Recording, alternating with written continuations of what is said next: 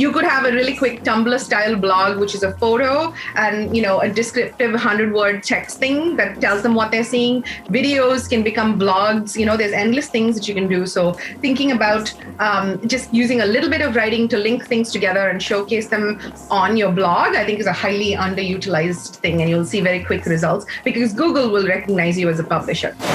Welcome to the 4 a.m. Report. Let's face it, we all have to market. Large or little, it's harder than ever to stand out in a cluttered space of one-size-fits-all and copycat marketing moves. Welcome to the 4 a.m. Report, a micro-podcast that brings you valuable conversations with people on the marketing dilemmas keeping them up at night. Here are your hosts, contrarian marketers and creative clutter cutters, Susan Diaz and Will Lamont. Welcome back to the 4 a.m. Report. Surprise, we're going to talk about podcasting, everybody.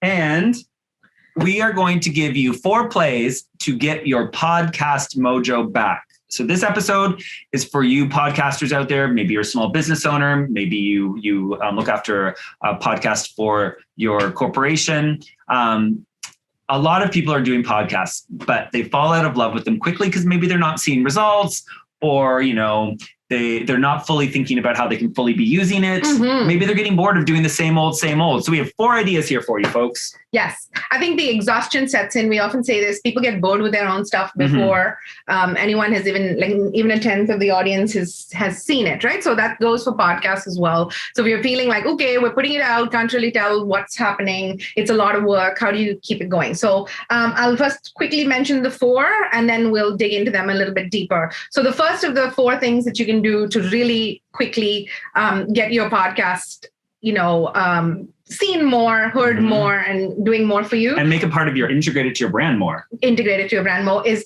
finding a good spot for it on your website, integrating it into that brand level. Like we like to say, you're not going to leave your logo out of your website homepage. So how come you're leaving your podcast out of it? This is the new version of the brand, right? Yeah. The second one is not fully utilizing the writing of it. The fact is that the interwebs is read from writing, right? And putting out one blog post is probably something that people are doing quite well, but how can you take it beyond that and really focus on better writing? The third one is changing up the format, thinking beyond that one guest interview, sort of hero's journey thing, and employing a few. It is our belief that the panel format is the most successful in the moment. So we'll dive into that a little bit. And then the fourth way in which you can really pick up your podcast is using the material from your pipeline, starting to think about it like account-based marketing, and fueling the various points at which, whether you're reaching out to new people or whether you're like, here, listen to this podcast where we spoke about this, or having people prepare homework, that kind of thing. So let's dig into the first one, Will. You want to talk about the website? Yeah. So your podcast, you should be using this as the way to communicate to your audience, right? It should be just as important as the blogs, the articles. It should really be that like engine of thought leadership for you. So therefore, it should be front and center, some easily found on your website. When I go to your website, I need to know you have a podcast. Encourage me to go click on it.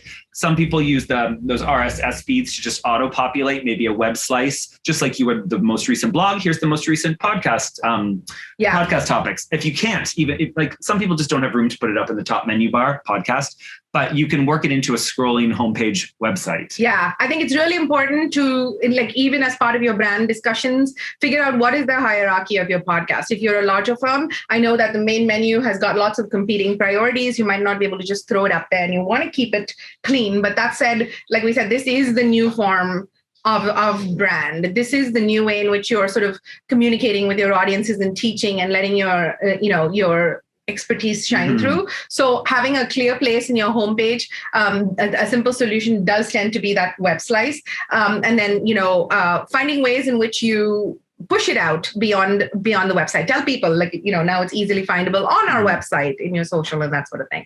So I think that's a missed opportunity, and we see it a lot, right? Because changing a website is a challenge, regardless of what size your organization is. So thinking about how to fit it in is a good first step. Yes. Next, Susan mentioned not fully utilizing your writing. So again, This is why we really believe that the podcast should be a content anchor that spins off so many other pieces of so many other pieces of content in different formats, right? So in addition to, you'll see a lot of people pulling video clips or audio clips, audiograms, and putting them in their feed, getting the transcript from that podcast, putting out the show notes and social copy, of course. A blog post comes from it. Maybe a few podcast episodes. There's a theme that's going on, and you can tie them together in a bigger blog post. Putting together white papers. There's so much you can do with these transcripts, folks. Yeah, there really is. If nothing else, you want to be picking up the consistency of the publishing on your website, which is what we see often. People don't like. You're like, oh yeah, I have a newsletter that goes out once a month, and I have a a blog post that goes out once a month.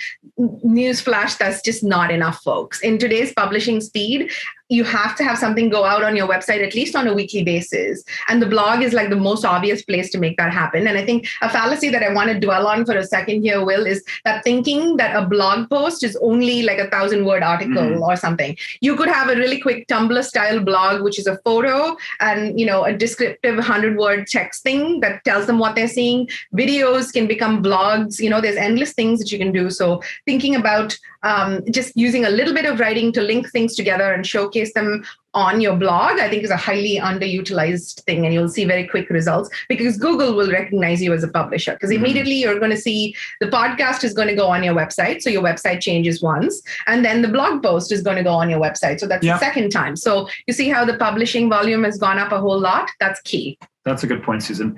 Next, mixing up the format. We are really leaning into this idea of panel podcasts, the panel podcast format. Think of it as like, if you watch The View, there's a moderator and there's smart, intelligent people all chiming on various topics. Or if you've watched The Bill Maher Show, or if you watched any of your cable news programs, they bring panels in to discuss. It's lively. There's always a joke or two. You get to hear from 4 experts as opposed to just one. And that interaction can be more fun than just hearing people talk at you. And then also as well, when you do have more people involved, that means more people will be promoting it on their channels. Your network will grow. That amplification immediately, right? Yes. Like you get each host brings with them, an audience, an engagement, and, a certain level of pride in participating in this platform. So that tends to immediately get you an audience that's far wider. Now, how do you use it? That's a whole other thing. But for now, you should know that it's easily possible to achieve that. 2 things I wanted to say about that, two examples that we really enjoyed. If you feel like, getting a whole bunch of experts into a panel is a lot of work, and how do we get that done? Start to look for panels internally, I think, as well, right? Like most companies, even small businesses of 3 or 4 people, there's expertise and depth in your team. And I think it's a really good idea to think about that. We did an episode with the 2 of us and the 2 writers on our team at the time. And we talked out some of the ways in which we approach writing, what blocks us. I think it was lively because we got into whether we believed writer's block was real or not. And we had a little... We disagreed. We had a bit of argument. It was a nice little behind the scenes filled with lots of writing tips. So I think that was a great one. And then more recently, we did a content audit panel with 4 marketers who really... International panel. International. So really think about that panel. And it's not as hard to put together. Don't get into the giant production of it. Chip away slowly. Like get 1 or 2 more people and start doing that. Yeah. And the last thing is using your podcast in sales, pipelining. Pipeline. Yeah. And talk to them about the idea, Will, of I have a podcast. Oh yeah, that's something that I've been saying lately, because we've got not 200. I'm getting ahead of myself here. We've got 130 episodes. And so we've talked about various topics. And some topics we've talked about more than once. So when having conversations with people, being like, oh, actually, I should send you a podcast. We spoke about that. I'd love you to listen. I'd love to know what you think. So I've started to use the podcast and send links to it in having conversations. And it's like, I have a podcast for that. And the beauty of that is now you rarely have to write anything. So just to walk you through some of the things that we use it for, it's like we reach out to new people, whether it's for podcast guests or whether it's to get conversations started for business. We reach out to people who are various stakeholders in other podcasts and things like that. And, when you start looking at a blank page for an email, it's painful. But instead, you're like, oh, I said this in this podcast, and this is a good way to talk to this person. You're going to go and copy it out of something you've already created. started, right? So you really have to get again into that mindset. It's back to the one we had in the last episode, which is like, don't recreate, repurpose.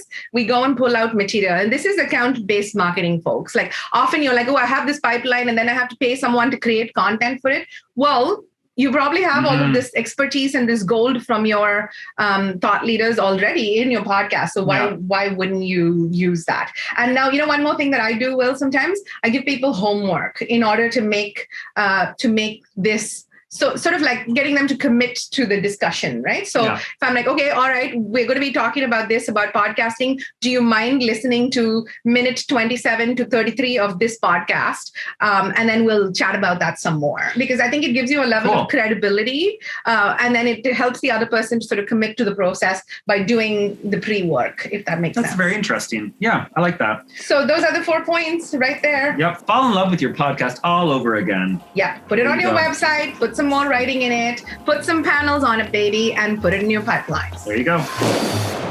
We hope you enjoyed this episode. If you're losing sleep over a marketing-related problem, let us know. Drop us a line at cp.digital.